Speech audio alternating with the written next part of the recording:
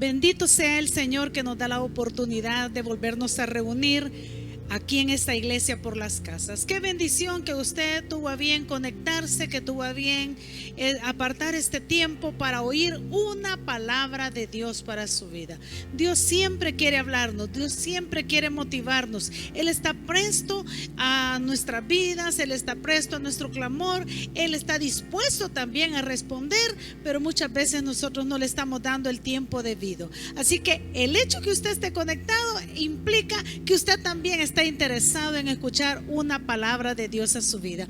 No olvide compartir con otros este momento, no olvide compartir con sus amistades, no olvide darle a otros la oportunidad que escuchen la palabra de Dios. A veces no sabemos qué está pasando la gente, qué situación le está viniendo y qué parte del mensaje puede ministrar a sus vidas. ¿Sabe que para eso fuimos creados? ¿Sabe que usted y yo somos criaturas de Dios? Somos creación de Dios.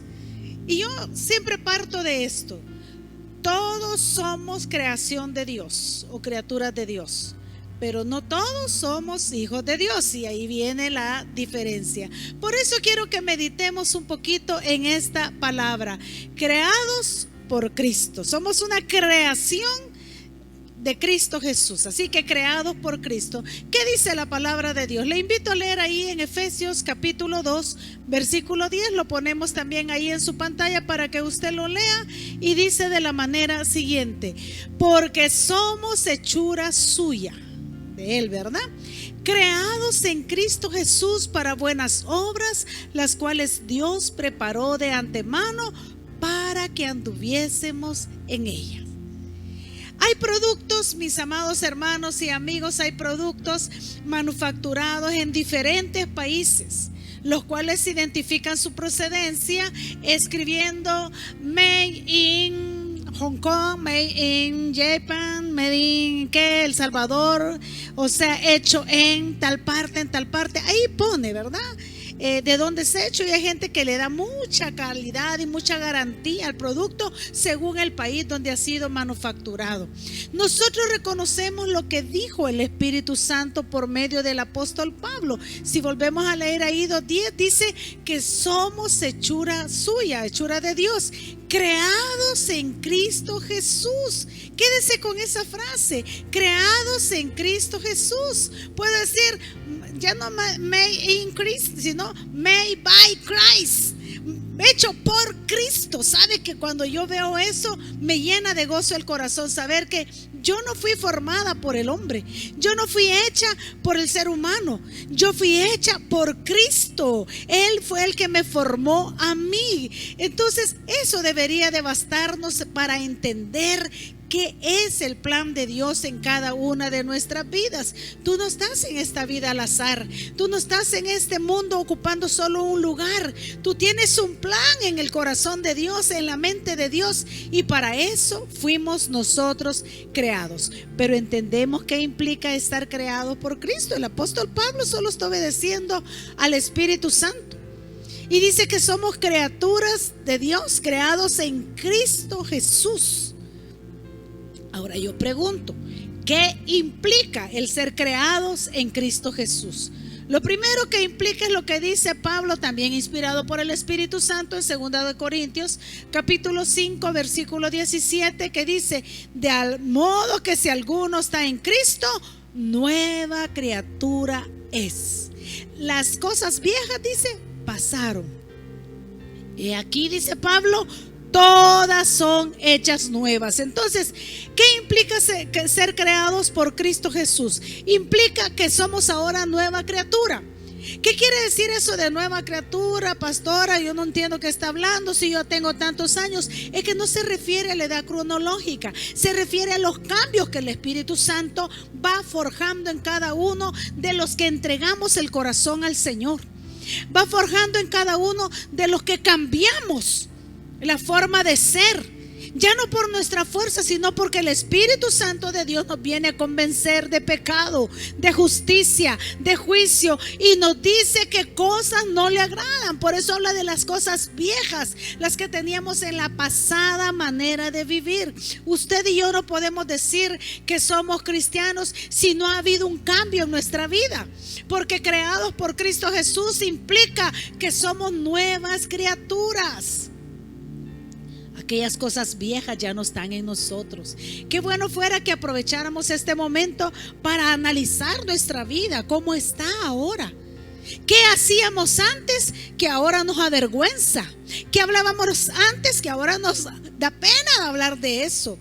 ¿Quiénes eran nuestras, entre comillas, amistades que ahora, pues, después de que supieron que nos convertimos a Cristo, hasta se molestaron con nosotros, se burlaron de nosotros, se apartaron de nosotros? Pero mire cómo están ellos, cómo estamos nosotros. Qué bueno fuera que hiciéramos un balance. Si somos creados por Cristo, somos nuevas criaturas. Eso de nueva significa desechar lo viejo. ¿Cómo nos cuesta, verdad? Mucho desechar las cosas viejas. Somos acumuladores compulsivos. Todos decimos, esto me va a servir. Este pantalón era talla 30 y ahora estoy en 38, pero yo sé que me va a quedar algún día. Pero ni en el brazo. ¿Por qué no nos deshacemos de las cosas viejas? Y sabe que así acumulamos cosas en el corazón. Así acumulamos cosas en la mente, recuerdos del pasado que ya no deberían de estar en nosotros. Entonces, somos nueva criatura en el Señor si las cosas viejas ya pasaron. Para ser nueva criatura debemos de desechar lo que ya no debe de estar en nosotros. Por ejemplo, ¿qué cosas, hermana, ya no deben estar? Palabras deshonestas en nuestra boca.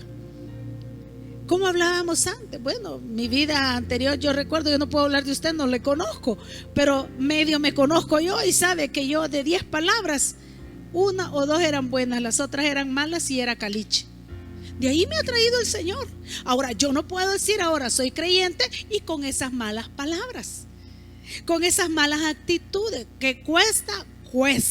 ¿Y sabe por qué cuesta? Porque el ser humano es difícil de cambiar, porque a veces nos arraigamos a pensamientos, queremos que los demás cambien, nos burlamos de los demás, criticamos a los demás, creemos que solo yo tengo la razón, creemos que todos se equivocan menos yo. El problema es ese. Es que Dios nos pone la Biblia como un espejo donde nosotros nos podemos ver, y ahí es donde vamos a ir cambiando aquellas otras cosas. Entonces yo no puedo decir que soy una nueva criatura en Cristo si las cosas viejas no han pasado. Así que hay que dejar hacer lo malo que hacíamos y sustituirlo por cosas buenas. Y si hacíamos algo bueno, hay que seguirlo haciendo, hay que seguir en esas buenas acciones y agregar otras. Somos nueva criatura. Entonces, cuando somos nueva criatura, dice que las cosas viejas pasaron. Ahora dice que tienen que hacer cosas nuevas, porque no nos vamos a quedar vacíos. Quiere decir eso que ahora debemos de ser diferentes. Y este nuevo nacimiento ocurrió gracias al sacrificio de Cristo Jesús en la cruz del Calvario. Gracias a ese poder creador de Dios que pudo renovar nuestra mente, nuestro corazón, y se realizó algo en nuestro interior, a lo cual llamamos nosotros una transformación, una renovación espiritual. Ya no hablamos como antes, ya no pensamos como antes, nuestras prioridades ya no son las cosas que antes eran nuestras prioridades. Pero eso es lo que implica ser creados en Cristo, que soy nueva criatura. Pero ser creado en Cristo implica también que tengo un papá. En nuestra cultura es muy común que muchos no conocemos a papá, otros quizás los conocemos, pero nunca nos criamos con él. Muchos no sabemos qué es un abrazo de un padre, muchos no sabemos qué es la preocupación de un padre por nosotros, y eso es una mutilación que hacen a los niños desde que somos pequeños. Pero mire, cuando venimos a Cristo, le tengo buenas noticias: tenemos papá. Yo encontré a mi Padre, que es el Padre celestial, el Padre de los cielos. Dice que Dios es padre de huérfanos y protector de viudas. Sabe que ahora tengo un Padre celestial hasta para orar. Yo ahora digo: Padre nuestro que estás en el cielo. Yo soy más abusiva y le digo: Padre mío, porque es mi papá. un Padre celestial. Por eso no hay que afanarnos, porque solo se afanan aquellos que no tienen un papá que se preocupen por ellos. No temas, si tú nunca conociste a tu papá, tú puedes ver a los cielos y hacer de Dios tu propio Padre, tu propio Padre. ¿Y cómo se hace eso? Aceptando el sacrificio de Cristo Jesús en la cruz del Calvario, y nosotros venimos a ser parte de la familia de Dios. Por eso es que todos los que abrimos nuestro corazón a Cristo nos llamamos hermanos. Eso no implica que solo los que van a mi congregación, no, siempre y cuando sean de una sana doctrina, usted y yo vamos a ser hermanos. Entonces, cuando soy creado por Cristo, ahora tengo papá. Ese es el otro beneficio. Y sabe que todo papá, yo no sé la experiencia, pero todo papá, yo he visto en varios que cuando los hijos nacen, lo primero que preguntan, ¿qué es lo que preguntan los padres? Las mamás lo primero que hacemos es revisarlo, si tiene 5 dedos en cada mano, si viene completito, y todas las mamás vemos a los niños bonitos. Pero el papá, ¿qué es lo primero que pregunta? ¿A quién se parece? Y sabe que nuestro Padre Celestial también espera que usted y yo nos parezcamos a Él.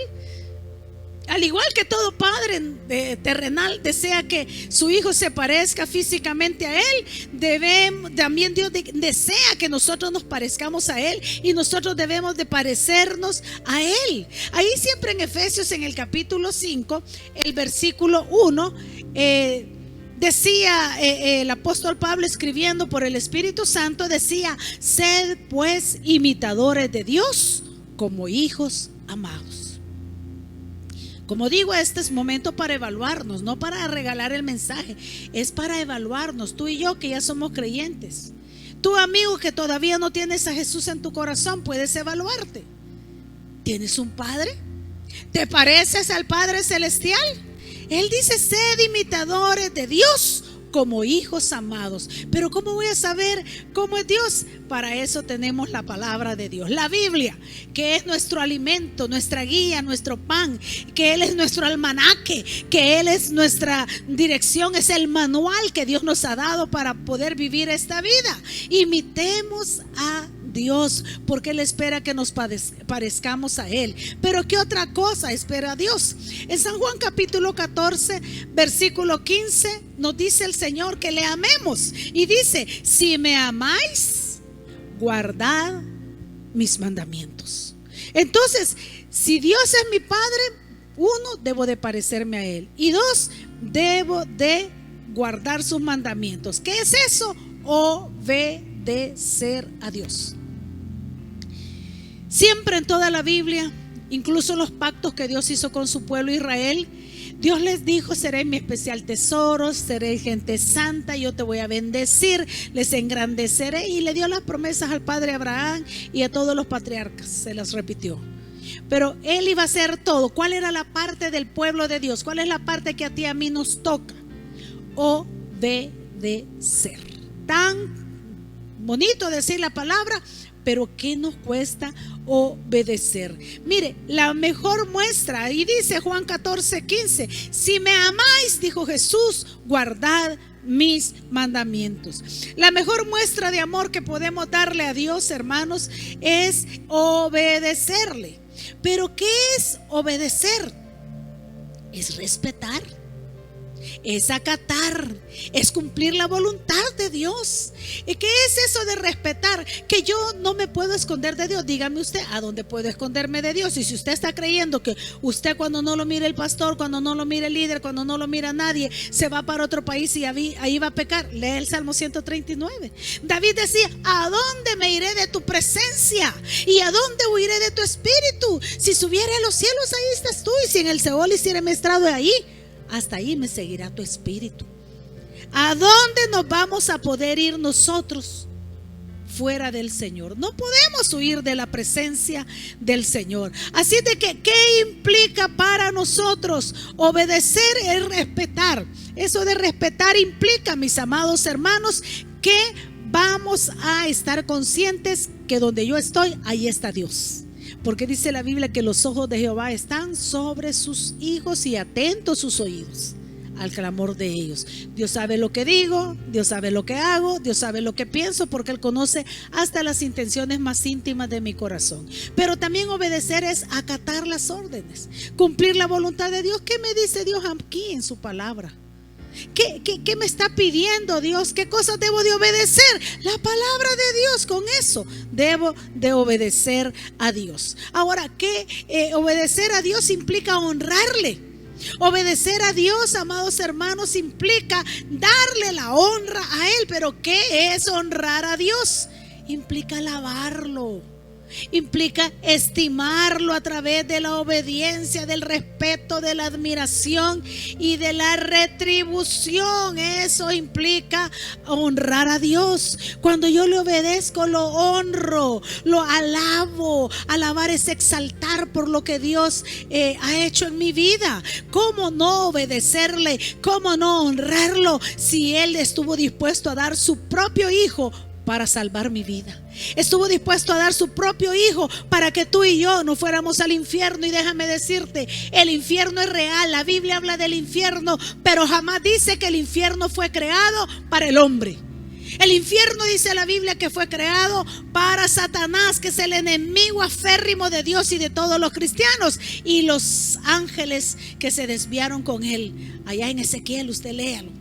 Pero mire, Dios no lo hizo para el hombre. Dice que el sueño más grande de Dios es que ninguno se pierda, sino que todos procedamos al arrepentimiento. Obedecer a Dios es sinónimo de honra.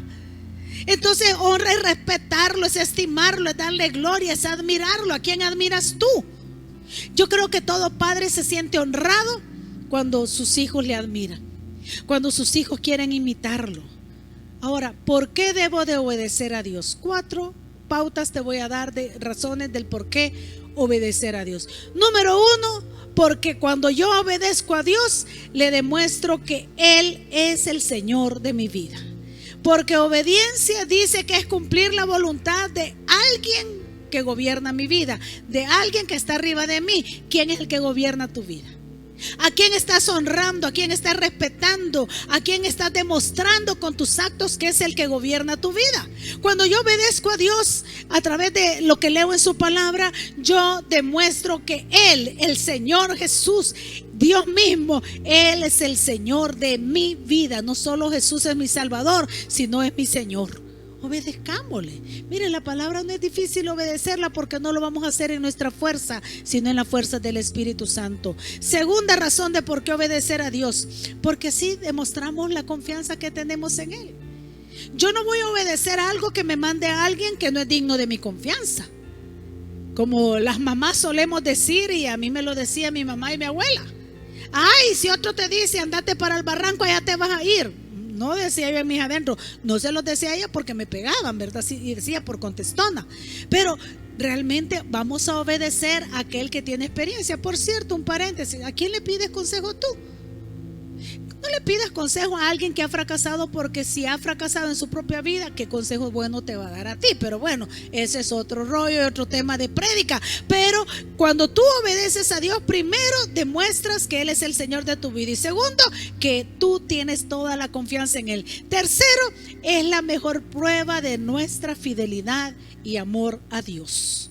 Yo le voy a ser fiel al Señor, yo creo en su palabra. Es cierto, le escribieron hombres, pero fueron inspirados por el Espíritu Santo de Dios, y la mejor prueba es que se me hace realidad, se me hace rema la palabra de Dios en mi vida. Entonces yo voy a ser fiel a Dios y a su palabra, y fiel al amor voy a corresponderle al que Él ya me dio a mí.